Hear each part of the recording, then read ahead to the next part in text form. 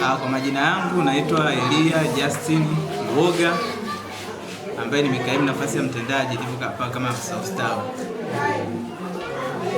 Kwanza kabisa napenda kumshukuru Mheshimiwa Diwani kwa moyo wake wa kujitoa kwa ajili ya kulitimiza zoezi hili. Zoezi hili limegusa familia zote katika kata yetu hii ya Rubuga. Pia nipende kuwaomba wazazi, sababu Mheshimiwa Diwani ameshafanya kwa nafasi yake. Wazazi nao pia wafanye kwa nafasi yao, hakikishe watoto wao hawabaki nyumbani na wanahudhuria shule. Na sisi pia kama ofisi ya kata tutalisimamia hilo kwa kumsapoti diwani wetu kwa juhudi kubwa alizozifanya. Tutahakikisha hakuna mtoto ambaye atabaki nyumbani. Mtoto wote atahitajika kuhudhuria shule. Ofisi ya kata tutashirikiana hapa, kuna maafisa ustawi, kuna maafisa maendeleo, kuna afisa elimu. Tutashirikiana pamoja kuhakikisha watoto wote wanaenda shule. Na pia nipende kutoa fursa hata kwa wadau wengine kuendelea kusapoti ili jamii yetu izidi kustawi.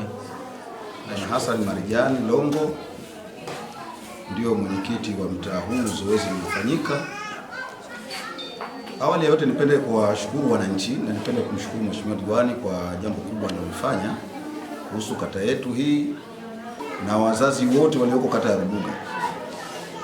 Wengi wao ni watu wenye maisha hali ya chini sana.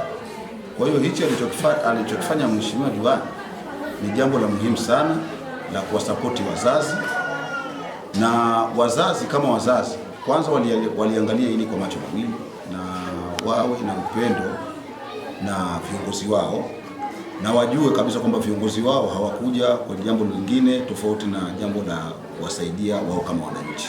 Lakini kwa Mheshimiwa Diwani kwa kuwa ameliona hili na wananchi walisikia matangazo haya, wamepata ule mwamko wa watoto kuwapeleka shule. Maana yake kuanzia chekechea mpaka hao wanamaliza pamoja na wanaanza kwanza.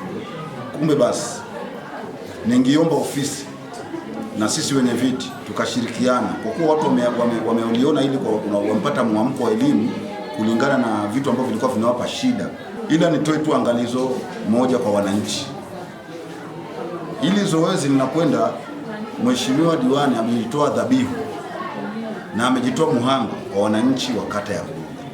Mheshimiwa Diwani alichozungumza hapa, watoto wa chekechea na watoto wale wanaanza la kwanza, na wazazi wetu kwa kuwa walikuwa wengi wao hawana mwamko wa elimu, na wengi kulingana na hali zetu za umaskini, wengi hawana vyeti vya kuzaliwa.